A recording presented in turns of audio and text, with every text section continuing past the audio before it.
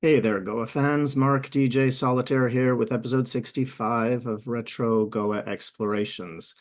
In this weekly series, I share in every episode one of my favorite tracks from the Goa Trance psychedelic dance movement of the 1990s. We're in our second year of episodes, but basically the third year of me being in the scene. So we're sort of looking at from the autumn of 96 through to the late summer of 97. And the track today is actually one that was produced and released just before that, but I only came across it when I moved to London in the autumn of 96. This was being played a lot. And to be honest, I can't remember when I got my copy of it because it was only released on vinyl at the time. So it probably would have been later in 96, earlier in 97, but it's a track that's very distinctive. I certainly recognized it at the time. And it was part of, I think, a sort of a new direction where music is really moving away from some of those harmonies that we've looked at, but it was really, otherworldly and kind of chaotic and really creative and, sort of breaking boundaries, which is really what this music's about, I think. Yeah, so I got this on CD as well years later. So it was a rare to find this on CD, I think, but it showed up on this one quite some time later, and we're looking at Unconscious Collective, Fluorostani Transcendance. So here we've got three members of Oud together with Tim Healy, who would become one of the two members of Quirk together with Mark Allen. So I have to refer to my notes. Now, fortunately, Colin Bennun of Oud was able to give me a ton of information. He's got a lot of very clear memories. You all say I've got a great memory, but of course, very involved, really key production. And so, um, so there we go. So thank you, Colin, for all these details. I'm not going to be able to share everything. There's a lot of technical detail that would have me reading here for a long time. So we'll maybe put that in the comments or sort of in the descriptive threads so that folks can really get excited about all of that stuff. But basically, it's Steve Callahan, Nigel Bradbury, and Colin Bennun, members of Oud, together with Tim Healy, and was written in a single session of about 4 days. That's a single session, apparently, in Oud's studio, aka Colin's bedroom, in Oxford. And the final Cubase file was rendered because, some people wrote these things down. Thanks for that. March 4th, 1996. So this was actually released then on a Flying Rhino single in July of 96. Now, again, at this point, I was just on the verge of getting to Canada. I was not buying vinyls, so this did not make its way into my ears or my grubby little hands until sometime in the autumn or winter, 96, 97. So there's a few really cool details about the story, which is a nice wacky one. So I just need to find them here and see if I'm able to actually read them. The concept of an extra dimensional place called Fluorostan, a never-ending Goa trance party outside time and space that you could get to by expanding your consciousness, maybe with meditation, maybe on the dance floor, came from a conversation that Colin had had on Anjuna Beach in Goa in December 1995, those Goa Beach conversations. The idea for that intro was, what if we progressed so much as a species that going to Floristan was so routine, airlines ran services? The stuff that dreams are made of, indeed. And so, we have this kind of like airplane announcement. And this sort of harkens back a little bit to what was the track? The Infinity Project's Alien Airport, right? I mean, similar concept. And I think all of us on the dance floor listening to this wild and crazy music had that kind of idea. So so that's that. Then there's a few interesting rhythmic pieces that are going on in the music that I'll point out. A couple of influences that I can hear in terms of what was in the zeitgeist musically. what producers were doing. And as we've heard, right, people got inspiration from each other and developed this, and there can be a lot of chicken and egg stuff. And they had such limited equipment, but we've got a cool photo of Colin's studio, so we can see what there was there. He did say that Tim Healy showed up and basically brought his studio with him. And again, it was such different times, right? Everybody had their sound because it was so based on the synthesizers that they had available. And then somebody would bring an extra piece of gear and that would add this extra dimension. And it's just like somebody bringing their own creative energy and adding an extra dimension there as well. So let me see what he said. Tim brought all his equipment with him, including a Korg Prophecy, which plays the final riff, and a Kai S2000 sampler, used mainly for effects and vocal samples, a Roland JV 1080 playing the pads and some of the leads, and an Ovation bass station playing the middle section lead riff. Ovation bass station was, I remember, a big one everybody had at the time. And there's some more. So, again, I'll put those details in writing for you equipment geeks. I'm the musical geek. I love what's going on musically. And that's what we're going to pay attention to now. So let's listen to Fluorostani Transcendance, the Unconscious Collective. So this cool circular riff with a sort of gnarly sound, and then I love, as you know, I love Star Wars kind of futuristic sounds.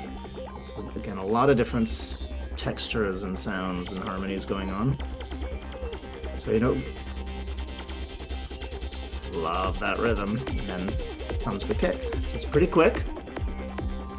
Right, the kick, it's right now it's just a few riffs that have come together. There hasn't been a real sense of a clear structure yet.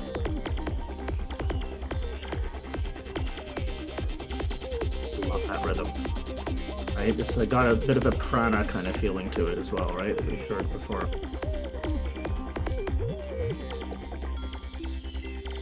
Welcome to Psychic Voyages. Passengers for the personal reality transfer to Fluorostani, please proceed to the astral transfer lounge and commence your meditation. That was a script that they wrote that their friend read. And then, now here we hear a little bit of, again, chicken and egg influence with some of that, Sidonia, basically freaky riff, like similar to Tornado. Right, where we have that sort of insistent riff and also that sort of slightly nasal sound that's coming down. So a lot of different elements happening simultaneously again.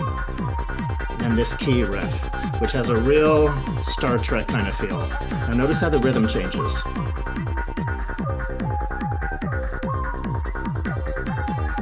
So it throws you off, right? So sometimes it's going to be a little bit shorter. And then that counterpoint happening with another synth.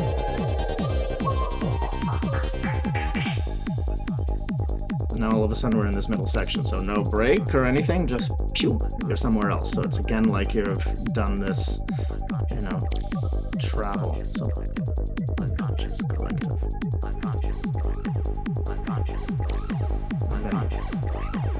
Now that sort of grinding sound while we get unconscious collective being spoken.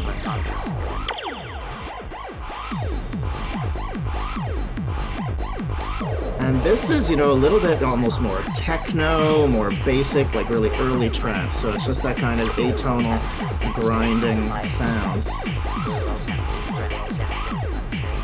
And then it's like the name of the airline or whatever, perhaps.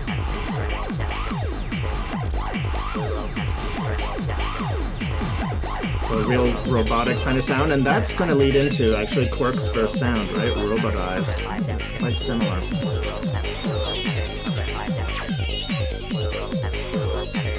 So love, that you have all of this textured, grinding, crazy stuff. It's got this kind of elegant and beautiful synth arpeggiation going on.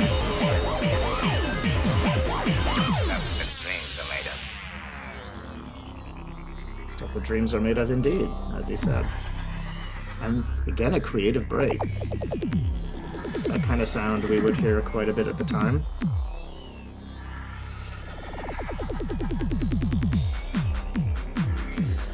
Where are we going? I don't know. But one thing I do know. What's that? Whatever it is, it's a long way from Potsdam. And that, I think Rhythmistech used similar sound. Plutonica or one of those tracks.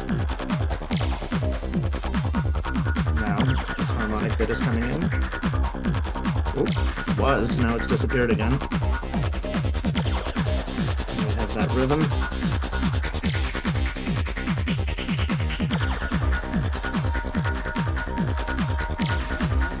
You know, almost like a really beautiful... You know, it's beautiful just long enough to then zap you out with the weirdness.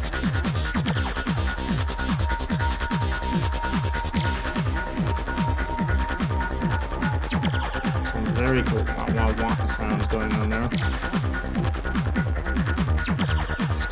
Little pitch change, and then we get those very common up and down bits.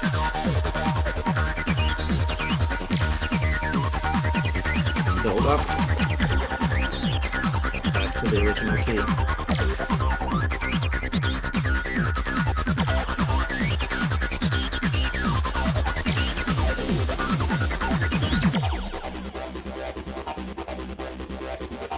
Again, sort of this familiar element from 94 and 95, right? So there's this cool blend. It's like you have sort of this, all the evolution, all these different evolutionary bits all in one. Right.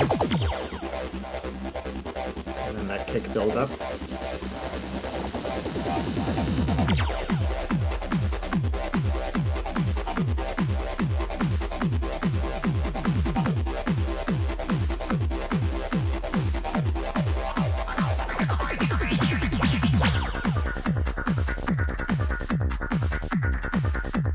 I mean, it really sounds like, you know, you're going on this intergalactic voyage and you're just going through all these different landscapes each time. I mean, it's each section of the track.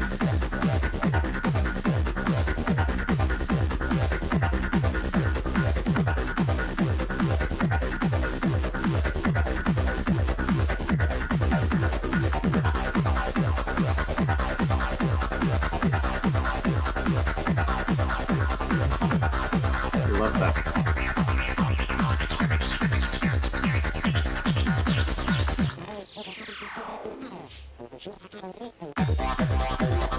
Just throws you off completely, right? So this is, I mean, this track is really to be dropped at a certain time where it's just gonna completely surprise you.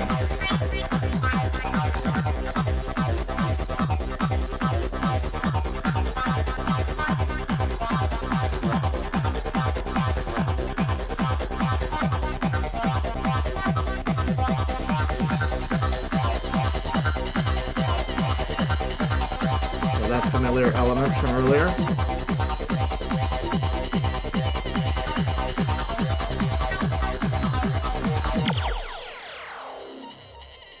Love the way those two came together, and now this sounds like a sort of faded radio in the distance. Slowly gets louder. That kick as well just sort of sounds like you're watching it on a small TV set, and then it's gonna come into the room.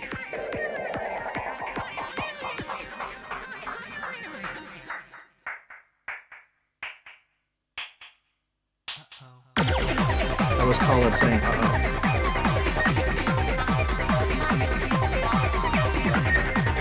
And it's kind of this, you know, heroic kind of riff, like we're arriving to our destination. And notice how all the voices play together so beautifully.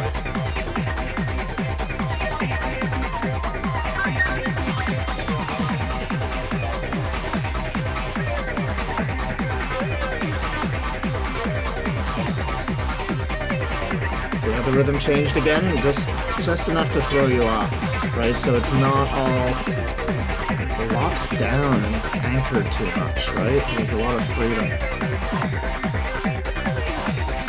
The rhythm changes.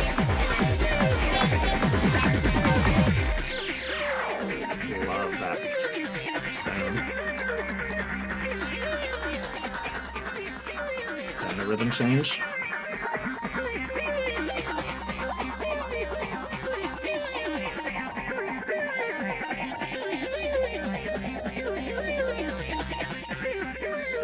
Good opportunity for some cool mixing with this fade out. I mean, pretty intergalactic voyage, isn't it? So, this was, again, as I said, it was like at this time where there were all these other forms that were evolving, all this other style of music. And so, you hear again, like a bit of the influence of prana on some level with this sort of rhythmic piece of Cydonia slash freaky with that sort of nasally kind of synth and that sort of whiny kind of, insistent, intense riff. There's some cosmic, zaps that sort of sound like rhythmistech. I mean, and it doesn't sound like anybody else's music, really, right? It's just those elements. It's just like, we all sort of are used to seeing some of the same colors, and then you put them together and you create your thing. Of course, if it's fluoro, then, the colors might look a little bit different. So really creative stuff. Again, a track that I heard, I'm sure for the first time, in the autumn of '96. It was released on Flying Rhino, and Colin said that he just idolized James and George so much that when they met at a party, talked about this, I think it was, and then when he actually went to the offices, he was kind of starstruck and tongue-tied, as is often the case. So but apparently it did really, really well. So they were told that it was their best-selling vinyl to date. And I'm not sure at what point they were told that, but the sales were great, and Flying Rhino wanted an album, but it was just too challenging. They were really working on oud, but basically, with everybody living far away, doing it regularly, Tim, being here and then being there and all of that, it just wasn't feasible. So unfortunate, but a killer single for sure. One that definitely did the rounds and really, I think came at this pivotal point where folks were getting less bogged down. And, we're going to see more of this kind of evolution, especially in '96 to '97. I've covered a few tracks that show this already. And there's a few more coming where we just started breaking out of the structures of, what is Goa? And, this is an example. Yeah, it fits as part of the journey. Now, the whole thing for me is always with any sound, and this includes all of the stuff from before. I don't want to hear a set of any one sound. This kind of crazy mayhem, this is fantastic in the middle of the night. I always like to think that there's an uplifting nighttime style before things go dark. And there's this style here, and we're going to also hear, for example, in UX and things like that, other projects with that sort of sound. There's the dark and hard, but it's still up. And I think as we've gotten accustomed to hearing live sets, which, is great to hear, to appreciate artists, and see them there and, have, their style presented. And one of the challenges can be, and I think it started not just creeping into DJ sets. I mean, a lot of DJ sets are just like this nowadays. That everybody plays, a one sound kind of DJ set. I would probably only put one or two tracks that's got this kind of mayhem in a set. But it depends, again, on the scope of the party, what time of night I would be playing, and so on. So, this combination of qualities, that's kind of what I'm always looking to. And, what's the next combination? What's the feature or the riff or whatever that's going to lead into the next one, which might not have all of the characteristics of the previous one. I think people tend to sort of match on a few too many characteristics, and then things can get same. But, nothing same about this track. So I am going to leave you now with Unconscious Collectives, Fluorostani Transcendance. You can listen to the whole thing without my commentary. I'm Mark DJ Solitaire. Thanks for tuning in. See you next time.